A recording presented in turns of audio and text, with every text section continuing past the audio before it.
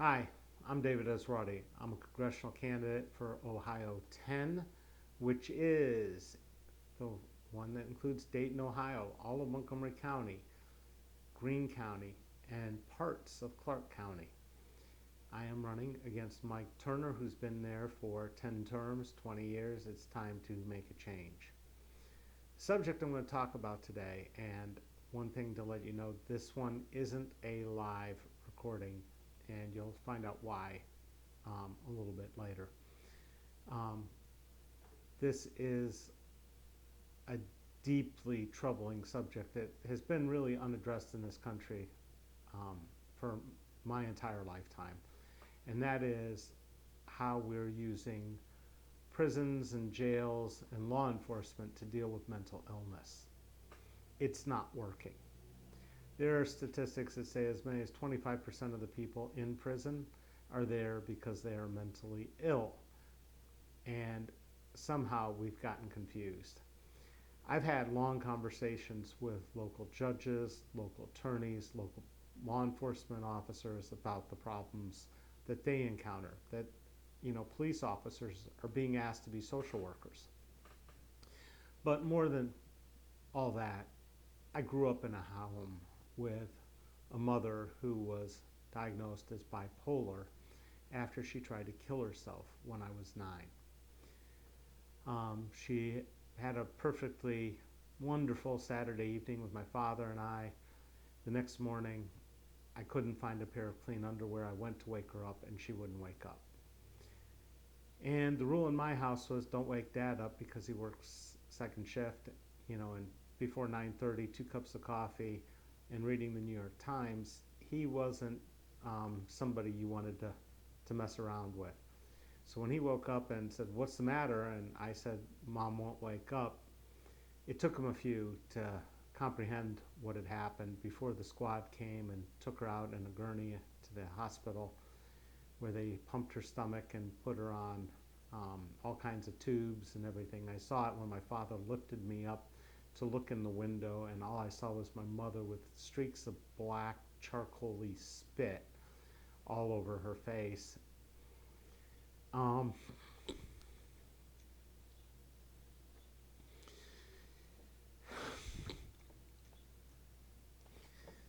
when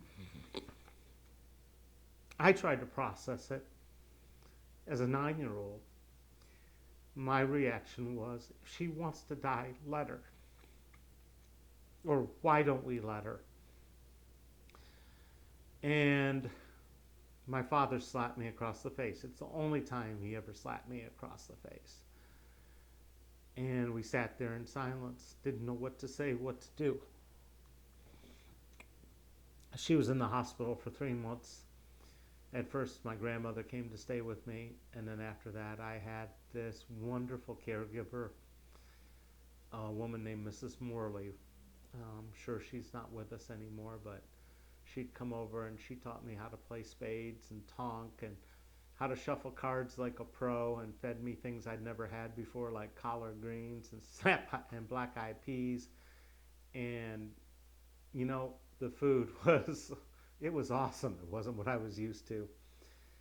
And then Mom came home, and the dynamic in our family had changed, and my father and I had an agreement that we were out to watch out for my mother.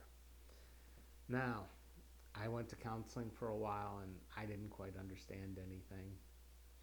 And my father went to counseling, my mother went to counseling. And I don't know what drugs my mother was put on, but I don't fully know what was going on. But that diagnosis, um, she had a livable kind of bipolar disease. Um, I mean, she was functional most of the time. There were some things that she did that, you could attribute to disease, but I never saw the radical swings I've seen um, lately. Which brings me forward to 2016, when a friend of mine called me and said, "You're a veteran. I have this veteran friend who needs help, and he doesn't get veteran benefits. They tell him he's not eligible, and he's currently locked up at Summit Behavioral, just north of Cincinnati. And I knew this guy because he'd worked for my friend, and I played hockey with him. And so we went down there, and I became the POA for this person who, when he was released from Summit, was carless, phoneless, homeless. And I started a journey of learning how the system works and what you have to do in order to get benefits and assistance. And even being healthy and knowing lots of people and having connections and having money to be able to sustain myself throughout all these discussions, it was very difficult. And I have so many people I would have to thank, including then State Rep Jim Butler, who is also a veteran who had similar circumstances in that he was always on training status when he was in the military, because both of them were in military academies. And Jim was good enough to help me tell the feds that no, you're not right. He is a veteran and he is eligible for benefits. There was also Enrique Rivera, who took John's case pro bono and got him off the criminal charges that had landed him down at Summit.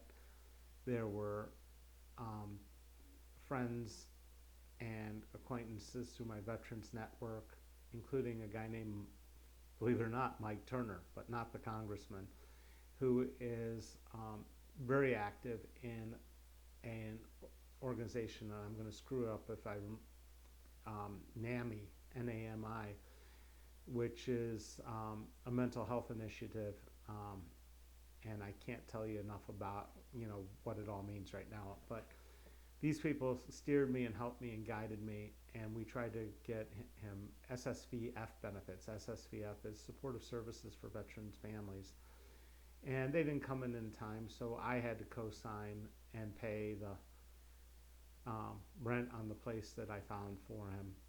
And the people that helped the most were not the Montgomery County Veteran Service Commission, but the Blue Star Mothers of America Miami Valley chapter, who I'd done some work for previously and knew some of the people there.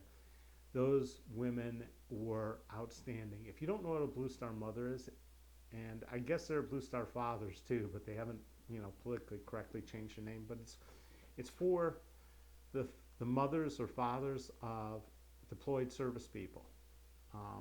So, if your kid's in the Army and deployed or in the military and just, serving, these people do amazing things. And one of the first things they did was write a check to cover the deposit, and they brought everything he would need for setting up a kitchen, like all the utensils, everything, dish towels, knives, forks, spices. I mean, it was insane. The kitchen went from bare to being ready. Now, the problem is John doesn't cook very well, but that's beside the point. We got donations of all kinds of stuff, got them set up, and the first 2 years things were kind of out of control because he was still trying to manage his own medications and was incapable of it. He didn't have wraparound services. He didn't have support networks in place. He was getting his health care through Eastway, where he had been basically for 20 years previous, where he had bounced in and out of jails, been arrested, thrown out of places, all kinds of things. Because when you're mentally ill, you cannot manage your life the way people would like you to. So there was a time when he wasn't doing well, and I tried to get him pink slipped. Pink slipped is a process of calling the police and having them put him into protective custody for 3 days for an evaluation at a mental health facility, usually a hospital. At that time, the ones were either Miami Valley Hospital or Grandview, and he'd been to both on occasion. Pink slips don't really do enough or really solve any problems, because if you don't have health insurance, and even if you do, we don't have, and this was told to me much later, we don't have intermediaries places for mental health rehab. We don't have publicly available, um, for months at a time. You're supposed to do that through private facilities. The hospitals don't usually want to keep you more than 7 to 10 days to get your meds straightened out, and then they kick you out. And the other two options are institutionalization, like what at Summit, or there are very few group home type environments with supervised care. There's very few long term options out there. We have done a horrible job of providing supportive places for the mentally ill. So I could tell you lots of stories about that, what we've been through, but as of um, Wednesday, I became power of attorney for his older brother as well, who has been locked up in Delaware County Jail for some crimes he committed while he was manic. In that time, he was in and out of the jail, sent him to a mental health facility for treatment. They also um, put him in solitary for most of the time he's been there, where he's locked up for 23 hours a day and gets an hour to get out. That's not how you treat people who are mentally ill. On some of the video calls we had with him, it was pretty obvious that he was out of control and not capable of making good decisions. I don't know how the judge has been able to rectify all this and put him. It's his first major offense, according to them, although he had two out of state in the fall. But he got what's called ILC in lieu of conviction and will get out eventually. But there's a slight problem. In that time that he's been locked up, his house went into foreclosure. He didn't respond. Despite multiple attempts to get somebody to be his POA to manage this, he refused until after the judgment had been filed. So this afternoon, I'm going with his brother to inspect the house, to secure it, to figure out what the damages are and how to assess it and make the next steps, the plans for the next steps, so that when he gets out, he doesn't return to a place that might have triggers for him, might have other problems, and also he won't be kicked out of. So we've got to figure out how to resolve the issues with the bank and close the loan or get it reopened and get things cleared out. And there's a whole bunch of stuff that has been added on to my plate. So that's why no live broadcast today. But if you have questions, if you have comments, feel free to leave them on this video, and I will respond to them tomorrow live at 4. If you want to find out more about some of the things, if you go to esrati.com/pinkslip, there's the story there and a video of what ended up at the house that I co-signed on. The solution there was to buy a house near me, where he was literally right around the corner, and he had been in the hospital so many times they were talking about institutionalizing him, and I made a change. I said, I'm going to manage all of his meds. I'm going to give them to him twice a day. I'm going to see him every day. I'm going to go look at it in his house. I'm going to hire people to clean it when they need it. I am going to be a full-time support person, and that has worked out really well. And he's been able to function for the most part, and he's able to volunteer and help out, where he goes and works for 3 or 4 hours a day, twice a week, to help feed the homeless, which makes him feel good and helps the community. The VA has been absolutely incredible because they do have all those wraparound services. They have a thing called the Whole Health Program. And I know a lot about this because I did a series of videos for the Cincinnati VA to talk about their programs there.